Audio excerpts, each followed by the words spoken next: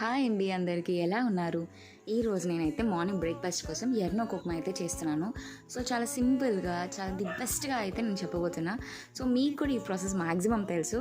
So ముందుగా నేనైతే కాస్తంత మందంగా ఉండే కళాయిని పెట్టుకుంటున్నాను. అందులోనే 1.5 స్పూన్ ఆయిల్ వేసి, అందులోనే కాస్తన్ని శనగపలుకులు కూడా వేసి కాస్తంత ఫ్రై చేసుకున్నాను. అవి ఫ్రై అయ్యి అన్నప్పుడే ఆవాలు, జీలకర్ర, ఇంకా అలాగే శనగపప్పు కూడా కాసంత ఎక్కువగా వేస్తున్నాను. కాసంత గమనించండి. నెక్స్ట్ అలాగే అందులోకి ఎక్కువ ఉల్లిపాయలు అయితే వేస్తున్నాను. సో ఎర్నో ఉప్మాకి కాసంత ఉల్లిపాయలు ఎక్కువ ఉంటేనే బాగుంటుంది.